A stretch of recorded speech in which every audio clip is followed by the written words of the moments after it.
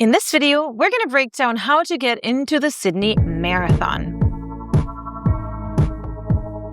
Hey runners and welcome. My name is Letty and I am from Marathon Media. I also host this very channel, Letty Runs. Thank you so much for tuning in. And I'm so excited to be here because the Sydney Ballot opens tomorrow or tonight, depending on where you're watching this video from and when it is. I'm filming this today on September 23rd.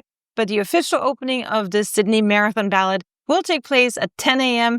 on the 24th Sydney time. So that's going to be 8 p.m. Eastern time on the 23rd of September if you're watching this from the New York time zone, or 5 p.m. if you're watching it from the west coast of the United States. That's time zones for you. But rest assured, if you're not watching this video on the 23rd or 24th or even 25th, because the Sydney Ballot is not a first come, first serve situation, so you are safe. Nevertheless, I am still excited because I love that iconic race. The application period closes on October 17th, 2025 at 11:59 p.m. So do the calculation. Don't wait till the end of the day if you're applying from the United States on the 17th of October, because that would suck. As you all know, 2025 was the first year that Sydney was part of the Abbott World Marathon Majors. It did great, and with that comes an influx of people who want to complete this race to earn their 7th star. Now, I'm going to go out on a whim and do a little bit of speculating. I know that last year Sydney had, I think it was 80,000 or 90,000 applicants for the 35,000 spots. I'm not sure about exactly the numbers of how many people got in through charities or tour groups, but I think it's safe to assume that this year they're going to have more applicants. At the same time, Australia is far from Europe. It is far from the United States. So I do think a great portion of the people who ran the race this year will maybe not repeat this race unless they had an experience like myself. I absolutely loved Sydney. I keep saying it. But I also think Sydney did so great on its first race as a major that its reputation went up, skyrocketed, and now you'll have even more applicants. I'm going to call a number. I think it's going to be 140 to 150,000 applicants. This is purely just my brain saying that. Could be more, could be less. Also, we are speculating that Cape Town will be another major, the first major of Africa as of next year. So maybe people will be applying for that too. But yeah, no, I still think that great amount of people will apply to Sydney. So for that reason, we are going to talk about all the different ways of getting into the Sydney Marathon. So now let's talk about the 4 ways of getting into Sydney. Applying during that application period is a lottery. It's a general lottery. Everybody has the same chances of getting in. You enter your credit card, but you don't get it charged unless you get selected. Which, if you do get selected, you will be charged 250 Australian dollars. The 250 Australian dollars at this point in time, today, right now, is 163 US dollars. Obviously, that fluctuates, and who knows in this economy. But anyway, your credit card will be charged, and you should be happy if you make it in. How long do you have to wait to hear whether or not you won the lottery? You will be notified via email on October 28th.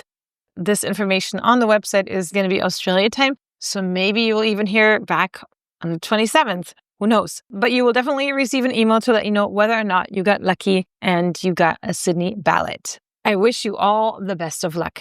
Now let's move on and talk about the other 3 ways of getting into the Sydney Marathon. There is the High Performance Program, the HPP, which is for elite runners and sub-elite runners who have met a specific qualifying time in a recent race. Big asterisk, this is not a guaranteed way to get into the Sydney Marathon. This is merely a threshold of what time you must have met.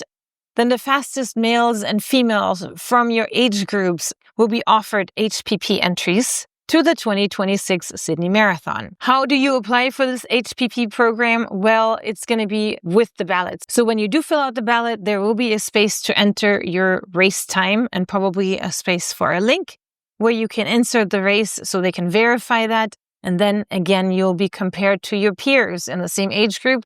And if you're one of the fastest ones, then you will be selected or offered an entry. Now let's talk about these age group times. According to the Sydney Marathon website, if you are a lady between 18 and 34, you must run a 3:13.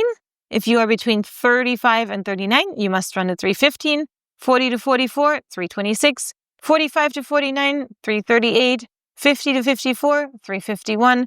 55 to 59, 410, 60 to 64, 427. And for men, 18 to 34, 253, 35 to 39, 255, 40 to 44, 258, 40 to 49, 305, 50 to 54, 314, 55 to 59, 323, and 60 to 64, 334. So you do have to run blazingly fast. And it's kind of the same thing that the New York City Marathon has been doing for the last 2 years.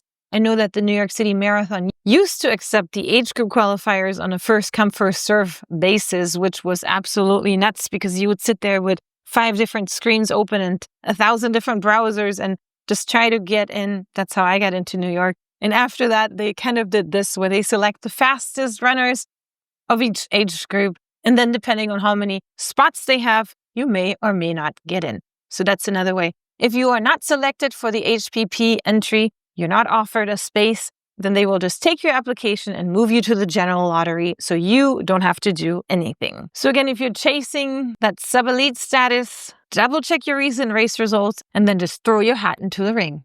Why not? All right, so let's move on to the third option of getting into the Sydney Marathon. If you were not selected, if you got that email that says, we are sorry, you did not get selected, then you can still secure a guaranteed spot through a charity place. With a charity place, you basically commit to fundraising a certain amount and boom, you're in. This charity does not work like Tokyo where you have to apply for a charity before. This is something that you can still do after, but keep in mind that maybe there's going to be a lot of people applying for these charities. So maybe if you have a cause that's dear to your heart, you might as well look into it now. Not saying you're not going to make it into the Sydney Marathon. I'm just saying, don't put all your eggs in one basket, maybe. The website to find more about charities is www.tcssydneymarathon.com/run-for-charity. And I'm going to link that in the descriptions below. When you're on that website, you can find separate links for whether you are Australian or if you're an international runner, or if you're an Australian that did get a spot but still want to fundraise,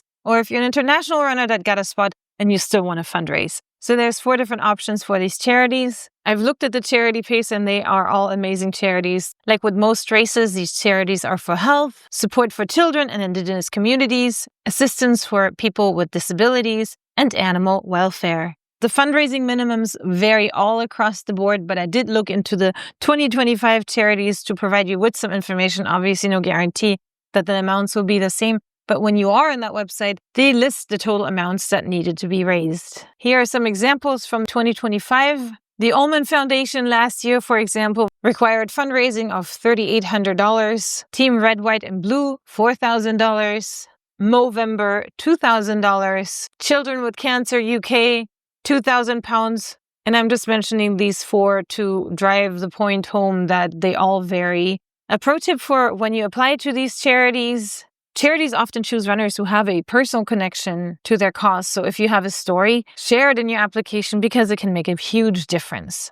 Now, last but not least, the 4th way of getting into the Sydney Marathon is through international partners, aka tour groups. Tour groups are perfect if you want a guaranteed entry because tour companies secure bibs as part of a travel package, which means no lottery, no stress, and usually a pretty smooth race and travel experience. Usually tour groups bundle the race bib not just with a hotel, but also with some excursions, ground transportation. So sometimes they take you to the expo as a group.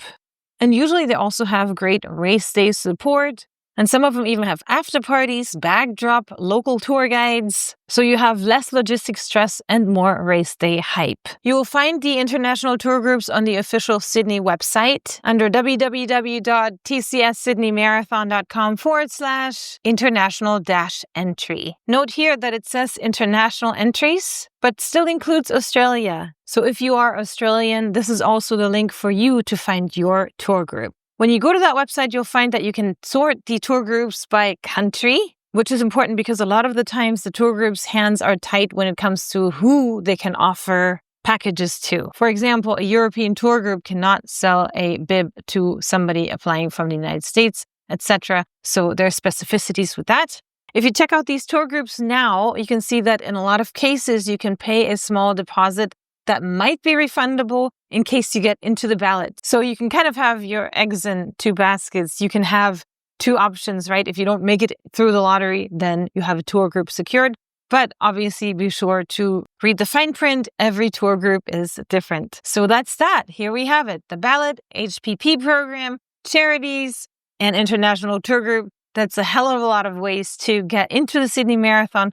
I wish you good luck because I absolutely loved my Sydney experience. And I want to go back, honestly. Running the Sydney Harbour Bridge with that insane Sydney skyline is totally worth this process. So who's in? Let me know in the comments. Thank you so much again for tuning in. Be sure to subscribe for more updates, not just with Sydney, but all the other majors. I will try to do my best. Thank you so much, and until next time.